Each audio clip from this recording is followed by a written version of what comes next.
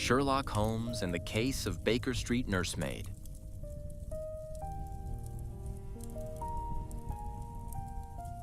Few events in my long association with Sherlock Holmes were as curious as the morning when a wicker basket appeared in our sitting room at 221B Baker Street.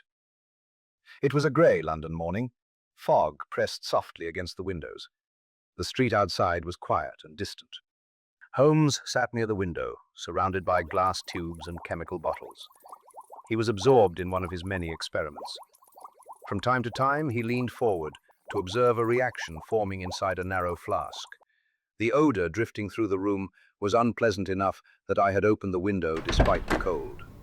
I sat near the fireplace, attempting to read the latest issue of The Lancet. I had just reached an interesting passage when a knock sounded at the door. Not a loud knock, but deliberate. Holmes looked up immediately. He listened. Then he smiled faintly. Watson, that knock carries urgency. I lowered my journal. Urgency? Yes. Someone has come to Baker Street with a matter they consider important, possibly dangerous. Before I could question Holmes further, the door opened. Mrs. Hudson appeared. Her expression was puzzled. Mr. Holmes, a boy has brought something for you. Behind her stood a young messenger holding a wicker basket. The boy stepped forward and placed the basket carefully upon the carpet. Then, without explanation, he hurried down the stairs. Mrs. Hudson watched him go. Very strange. Holmes rose slowly. He approached the basket. For a moment he simply stared at it. Then the basket moved. A faint cry came from inside. I stood up immediately. Holmes raised an eyebrow. My dear Watson, it appears we have acquired a guest. I lifted the lid. Inside lay a baby. The child was wrapped in warm blankets, healthy, well-dressed, and extremely unhappy. The infant began crying loudly. Holmes folded his arms behind his back. Do you know how to pick it up? Holmes, I am a doctor. Yes, but not that kind of doctor. Suppressing a sigh, I lifted the child carefully. The crying stopped almost immediately. Holmes seemed impressed. Remarkable. It appears you possess unexpected talents. Inside the basket, I noticed a folded sheet of paper. Holmes picked it up. He read the note silently. What does it say? I asked. Holmes handed it to me. The message was brief. Please care for my child. I will contact you soon. Signed only, Madame D. Holmes examined the paper with great care. He held it to the light. Then he turned it slowly between his fingers. That particular sound always meant Holmes had discovered something interesting. What do you see? I asked. The paper itself. Holmes tapped the sheet thoughtfully. This is not English paper. French, perhaps. Holmes shook his head. No, continental, perhaps, but not French. Before Holmes could continue, we heard heavy footsteps on the stairs. A moment later, the door opened abruptly. Inspector Lestrade entered the room.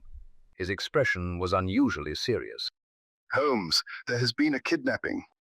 Lestrade removed his gloves slowly. A French inventor named Dr. Henri Durand arrived secretly in London 2 days ago. Holmes nodded slightly. Yes, I have heard the name. He has been working with the Admiralty on a remarkable invention. What sort of invention? I asked. Lestrade hesitated. A vessel capable of traveling beneath the sea. Holmes's eyes brightened. A submarine. Exactly. And this morning, Dr. Durand disappeared. Holmes stood silently for several seconds after Lestrade finished speaking. The baby stirred slightly in my arms, then settled again. The Admiralty believes the design could change naval warfare entirely. Holmes nodded slowly. And Dr. Durand arrived in England secretly, which means that several foreign governments would be extremely interested in his invention. That is precisely our problem. Half the intelligence services in Europe would pay a fortune to obtain those plans. Holmes walked slowly toward the window. The fog outside pressed against the glass like a silent wall. And now Durand has been kidnapped. Holmes turned back toward us. and his child has been delivered to Baker Street for protection, which suggests that Madame Duras believed the child might also be targeted. Lestrade nodded grimly. That was our conclusion as well. Holmes placed the note from the basket carefully upon the table. Let us examine what we know. Dr. Durand arrives in London secretly. Within 2 days, he is kidnapped. His wife sends the child here for safety, and she writes her message on paper that is neither English nor French. Holmes tapped the paper gently. This paper, Watson, is our first true clue. You mean the paper itself tells you something? Holmes smiled faintly. Writing paper is surprisingly distinctive. Different countries manufacture it using different fibers, different chemicals, different finishing methods. He lifted the sheet toward the light once more. This paper was manufactured in Central Europe. Lestrade frowned. That hardly narrows things down. On the contrary, Holmes replied, it narrows them considerably. He crossed the room and took a magnifying lens from the mantelpiece.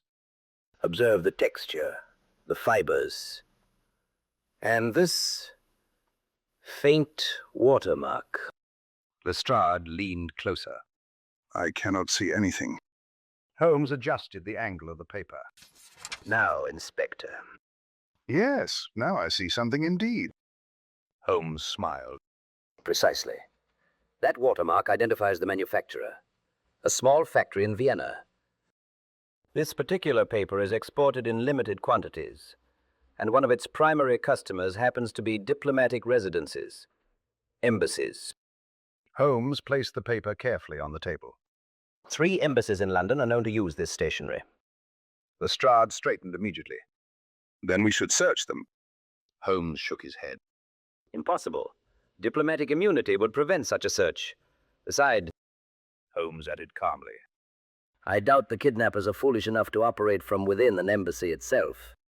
Lestrade frowned. Then what are we looking for? Holmes smiled slightly.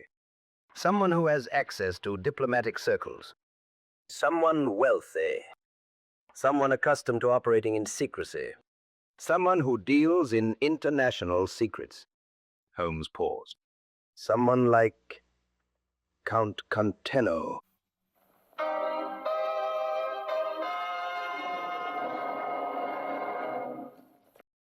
Lestrade's eyes widened slightly. Contenno, you know him? Only by reputation. The Count has spent years traveling between European capitals. Vienna, Berlin, Paris, Petersburg. Wherever political secrets are valuable, Contenno seems to appear. Lestrade folded his arms. We have heard the name before, but we have never been able to prove anything against him. Naturally, men like Contenno are extremely careful. They never commit crimes directly. They simply arrange them. Holmes turned again toward the window. If Durand's submarine design were obtained by Contenno, it could be sold to any foreign power willing to pay the price. Which could be catastrophic for Britain. Lestrade said quietly.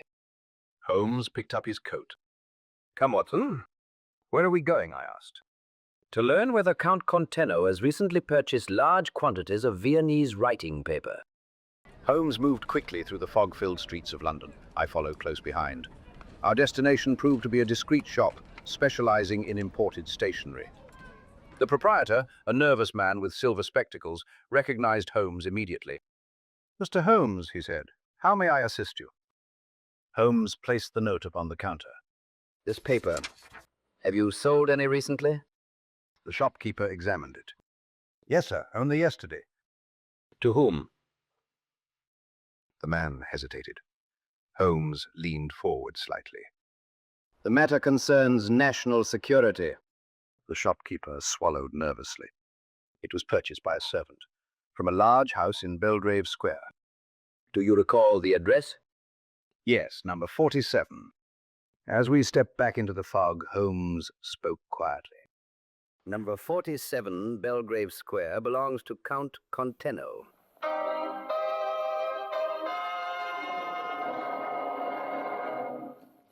That evening, Holmes and I returned to Baker Street. Lestrade arrived shortly afterward with several officers. Holmes spread a map of London across the table. Conteno's residence is here. He pointed to a location in Belgrave Square. A large house, many rooms, and undoubtedly many guards. Lestrade studied the map. We could surround the building. Holmes shook his head immediately. Impossible. If Conteno believes himself trapped, he will kill Dr. Durand before we can reach him. Then what do you suggest? We must enter the house quietly and remove our prisoners before Conteno realizes we are there. Lestrade stared at him. You mean break into the house? Precisely. The following morning brought a development none of us had expected. Holmes and I were seated at breakfast when Mrs. Hudson entered the room carrying a sealed envelope. A messenger delivered this only moments ago, Mr. Holmes, She said. Holmes took the envelope calmly. The seal was unfamiliar. He opened it carefully and unfolded the letter inside. For several seconds he read silently. Then he handed the paper to me. I read the message aloud. Mr. Sherlock Holmes, your involvement in this affair was not anticipated.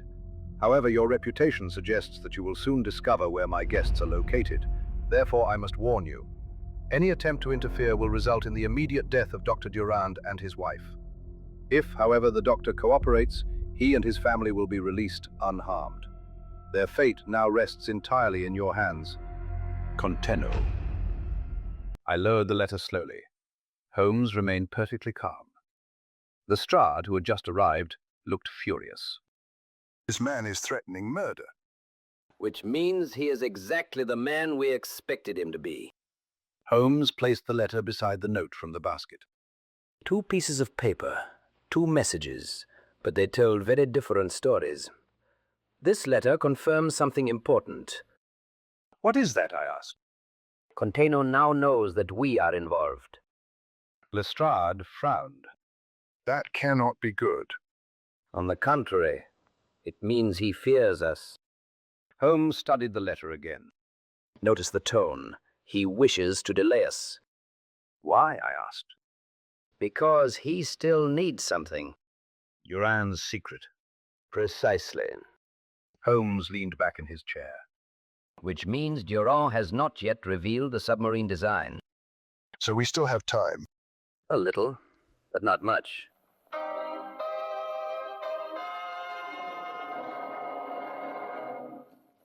That afternoon, Holmes requested a carriage. Watson, we must pay Count Conteno a visit. Lestrade looked astonished. You mean walk straight into the man's house? That sounds dangerously close to suicide. Sometimes, Inspector, the most effective strategy is the one your opponent least expects. An hour later, we stood before the large residence in Belgrave Square. A servant opened the door. Holmes handed him a card. Please inform the Count that Sherlock Holmes and Dr. Watson wish to speak with him. The servant disappeared inside. Moments later, he returned. The Count will see you. Count Conteno proved to be a tall, elegant man with sharp features and cold, intelligent eyes. He greeted Holmes with a polite smile. Mr. Holmes, I had hoped we might meet. Holmes bowed slightly. Count Conteno. The Count gestured toward a pair of chairs. Please sit. Holmes remained standing. I believe you know why we are here. The Count smiled. To discuss Dr. Durand, perhaps? Holmes's voice remained calm. We wish the safe return of Dr. Durand and his wife. Conteno walked slowly toward the window. I am afraid that may not be possible. Holmes studied him carefully. Because you require his invention. The Count turned. Holmes spoke quietly. You cannot escape England with such a secret. Mr. Holmes, you underestimate me. For several moments, the two men studied each other in silence. Then Holmes spoke again. Let us assume for a moment that you succeed. You force Durand to reveal the submarine design. You escape England. What then? Conteno smiled. Then I become a very wealthy man. You become the most hunted man in Europe. A risk I am prepared to accept. Holmes stepped closer. And if the police surround this house? Conteno gestured toward a small bell on the table. Then my men killed Dr. Durand immediately. I thought as much. You see, Mr. Holmes, at the moment, I hold all the advantages. Holmes turned toward the door. Perhaps. But advantages have a way of disappearing.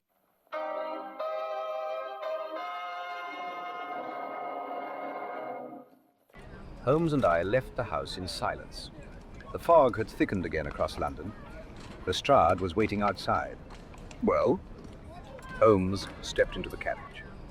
Everything is exactly as I expected. Lestrade climbed in after us. Which means? Holmes looked out into the fog. Johann is alive.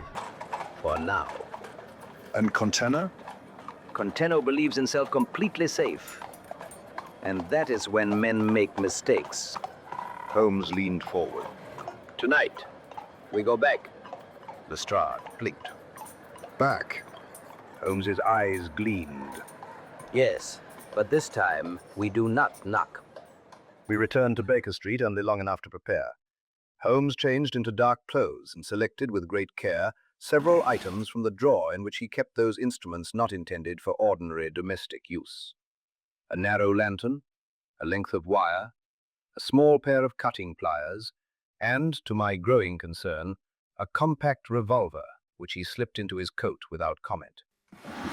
Lestrade arrived shortly afterward with two plainclothes officers. No uniforms, no noise, no heroics. The success of the operation would depend upon surprise. If Conteno suspected the police were closing in, he would almost certainly order the immediate death of Dr. Durand. For that reason, Holmes devised a plan as precise as any military maneuver. The house would be watched from every side. No one would leave unnoticed.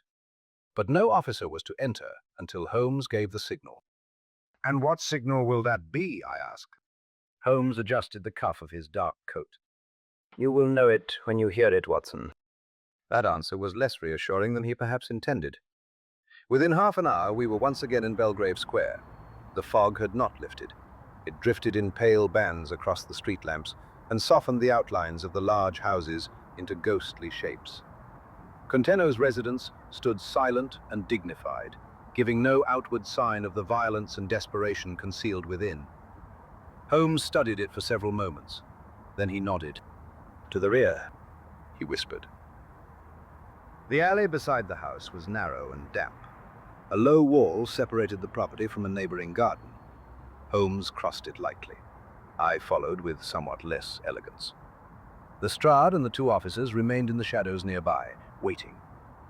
At the rear of the house, Holmes crouched beside a service door and examined the lock, with his lantern carefully shielded. He listened once, then twice. Satisfied, he withdrew a slender tool and set to work. "You have done this before," I murmured. Holmes did not look up. Only when necessity demanded it. A soft click answered him. He opened the door no more than an inch and listened again. The house beyond lay in darkness. Holmes slipped inside. I followed at once. The air within was still and faintly scented with tobacco, lamp oil, and polish. Far away, somewhere above us, a floorboard creaked. Holmes closed the door silently behind us. For several seconds we remained motionless. Then he pointed toward the passage ahead. A servant's corridor. It should connect with the rear staircase. We moved along it step by careful step. Holmes's silence in such moments was contagious. Even my own breathing seemed too loud. At the end of the passage, we paused. Voices came faintly from somewhere to our left. Holmes raised a hand. Two men. He breathed. Armed, I suspect. Stay behind me.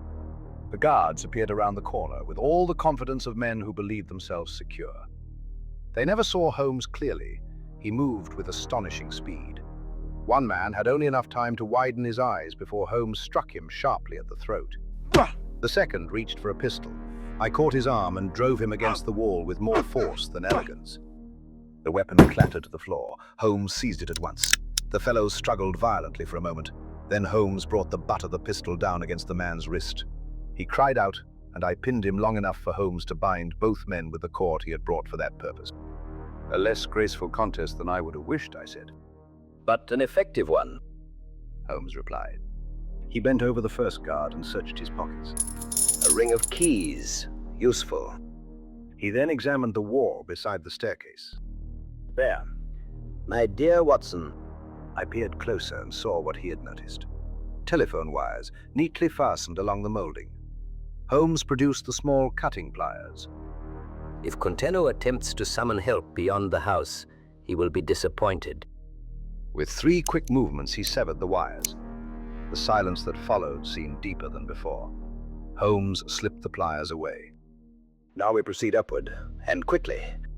The rear staircase led to the first landing, where a dim lamp burned at the far end of a corridor. The house, though outwardly elegant, possessed the curious atmosphere common to places ruled by fear. Doors were shut, voices were hushed. Even the servants, if servants there were, moved invisibly. Holmes paused outside the first door and listened. Nothing. The second door? Nothing again. At the third, he stopped.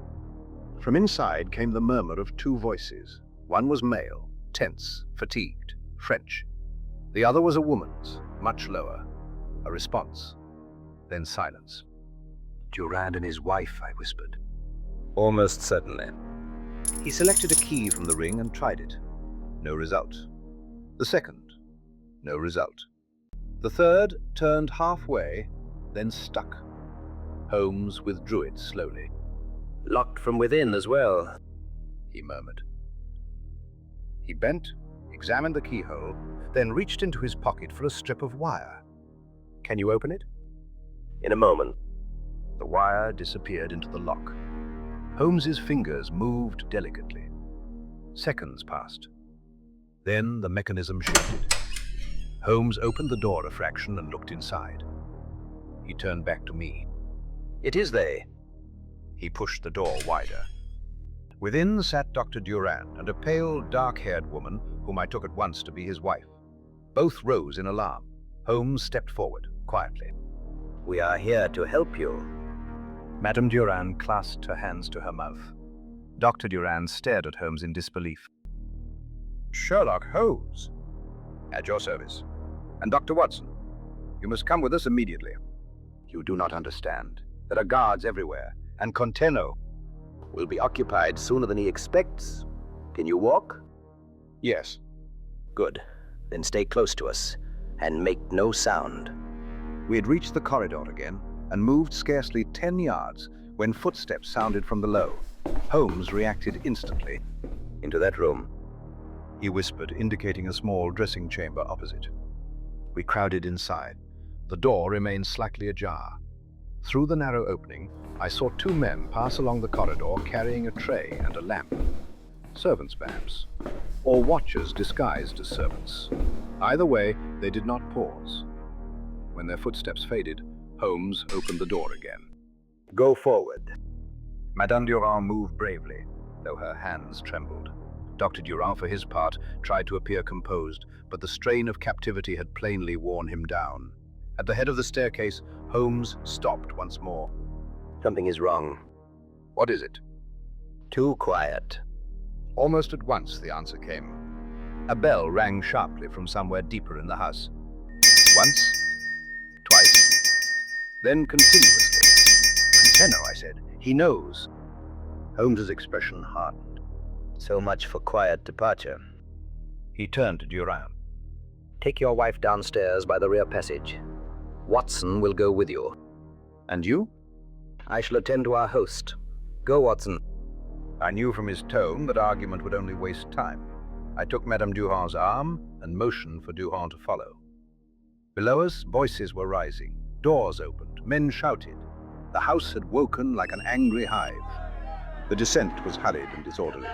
Twice we heard running footsteps nearby. Once a man appeared at the far end of the passage and raised a pistol. Before he could fire, Dr. Durand surprised me by throwing himself at the fellow with extraordinary force. The pistol went off harmlessly into the ceiling. I reached them in an instant and struck the man across the temple with the butt of my own revolver. He fell and did not rise. Madame Durand gave a stifled cry. No time, I said. Come on. We reached the rear corridor and the service door by which we had entered. I opened it. Lestrade emerged from the fog as though conjured.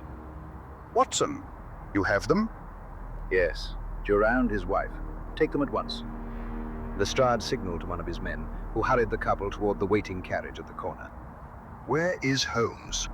Still inside. Lestrade swore under his breath. I'm going in. So am I replied.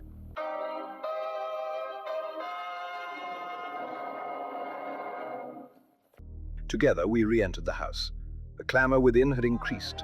Men were shouting in 2 languages now. Somewhere above us, furniture crashed violently. "Holmes!" I called. No answer. Then a gunshot split the air from the upper floor. Lestrade looked at me grimly. Upstairs. We found Holmes in the library at the front of the house. The room was large, lined from floor to ceiling with books, maps, and locked cabinets. A lamp had been overturned. Shadows jumped madly across the walls. One unconscious guard lay beside the desk. Another was slumped across a chair. And in the center of the room stood Count Conteno himself, pale with fury, a pistol in one hand.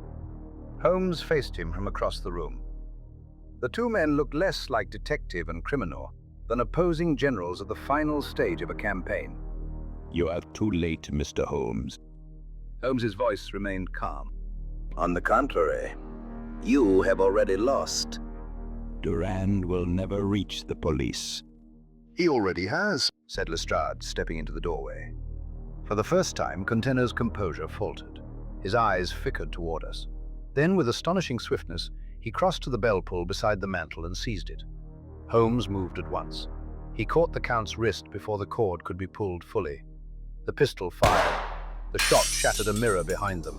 Lestrade shouted. I rushed forward. Conteno fought like a desperate man, not elegantly, not cleverly, but with the pure violence of one whose plans are collapsing around him. Holmes twisted the Count's arm sharply. The pistol fell. Conteno struck Holmes across the face with his free hand. I seized him from behind. He drove his shoulder back into my chest and nearly threw me off. Then Lestrade joined us. Together, we forced the man against the desk. Holmes snatched a set of iron restraints from one of the fallen guards and locked them onto Conteno's wrists. For a moment, no one spoke. Conteno was breathing hard. So was I. Holmes straightened his coat as though little of importance had occurred. Count Conteno, I arrest you for kidnapping, unlawful confinement, conspiracy, and a number of offenses I dare say will take all night to list. Conteno stared at Holmes with cold hatred. You have won. This time. Holmes wiped a trace of blood from his cheek. No, Count. You lost the moment you believed yourself cleverer than everyone else. The search of the house continued for nearly an hour. Additional papers were found in a hidden safe behind a panel in the library. Several coded telegrams, a ledger of payments, and correspondence with agents in various European capitals. Lestrade was jubilant. For once, Scotland Yard has enough evidence to arrest a man without requiring imagination.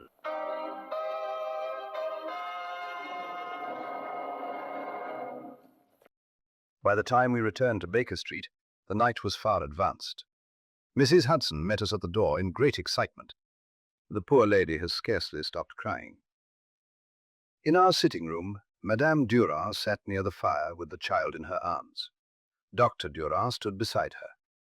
The fatigue in his face remained, yet relief had transformed him. The moment Holmes entered the room, both rose. Dr. Durand grasped Holmes by both hands. Monsieur Holmes, my gratitude is beyond words. You have saved my wife, my child, and perhaps much more. Holmes inclined his head. You are generous, Doctor, but it was chiefly a matter of timing. Madame Durand looked up through tears. I had no one else to trust. I knew only one name in London, Sherlock Holmes. I thought if my child reached Baker Street, there might still be hope. Holmes glanced toward me. You are wise, madam. Dr. Watson has proved an admirable nursemaid. I confess I laughed then, though the long strain of the day had left me more weary than amused. If I am ever called upon again to serve in such a capacity, I said, I hope the case is less dangerous and the patient less vocal. That drew the faintest of smiles even from Madame Durand. It was only then, in the calm that follows danger, that an odd detail returned to my mind. Dr. Durand, I said, when we first received the child, we naturally assumed... A boy. Holmes finished, Yes. said Madame Duhon. And for the first time that evening, she laughed softly. Everyone assumes so, but no. She looked down fondly at the infant. Tony is Antoinette. I stared. You mean our daughter, Dr. Durand said. We use the shorter name within the family. Holmes's eyes brightened with quiet amusement. There, Watson. Even in victory, the case reserves one last correction for us. I looked at the sleeping child. So the Baker Street nursemaid, I said, has been caring all day for a young lady. A perfectly concealed fact, and one not without significance. I raised an eyebrow. How so? Because it reminds us that the most dangerous errors in detection are often the simplest assumptions. Lestrade, who had entered only moments before to give a final report, snorted. If you ask me, Holmes, the important thing is that the Count is in custody and the Frenchman is alive. Quite so. And yet the lesson remains. Never accept the obvious too quickly. Lestrade rolled his eyes, but even he could not wholly conceal his relief. The Count and his men are under guard. The papers have been seized, and the Foreign Office is already in a state of panic. Then everything is as it should be. As it should be. Half of Whitehall is awake. The Admiralty is furious. The French ambassador is sending messages every 10 minutes. And you call that as it should be? Holmes closed his eyes. Compared with what might have occurred, Inspector, yes. Very much so. When at last our visitors had gone, and Baker Street fell quiet again, I found Holmes standing at the window, looking out into the first pale hints of dawn. The fog was thinning. A faint silver light touched the roofs across the street. You are satisfied? I asked. Holmes considered the question. Satisfied enough. Conteno is removed. Durand's design remains secure, and a child has been restored to her parents. It is, on balance, an acceptable result. Only acceptable? Holmes gave a small shrug. Perfection is rare. Besides, the Count nearly reached the bell pull. And you nearly took a bullet in the library, I replied. Nearly, Watson. That is one of the most harmless words in the English language, provided one survives it.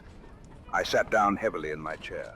For my part, I said, I should be grateful for a case in which no one leaves babies in baskets and no foreign agents infest Belgrave Square. Holmes turned from the window. My dear Watson, if you desire a quieter life, you have chosen the wrong companion. That, I admitted, is true. For a while, neither of us spoke.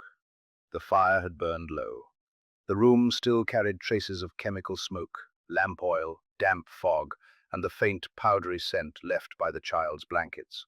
At length, Holmes crossed to the mantel and picked up the original note once more. A tiny scrap of paper, and from it, a house, a count, a conspiracy, a rescue, and a lesson. He handed it to me. Keep it, Watson, for your chronicles. I took it carefully.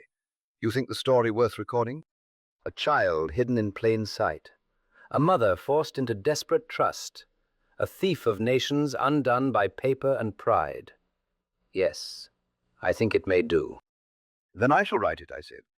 Please do, and if possible, make me sound less domestic than the facts require. I laughed, despite my exhaustion. I can promise accuracy, Holmes, nothing more.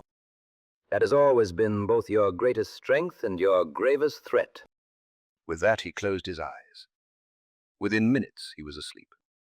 I, however, remained awake a little longer, watching the light grow stronger over Baker Street, and reflecting that among all the strange adventures I had shared with Sherlock Holmes, few would remain more memorable than the day I became, however briefly, the nursemaid of Baker Street.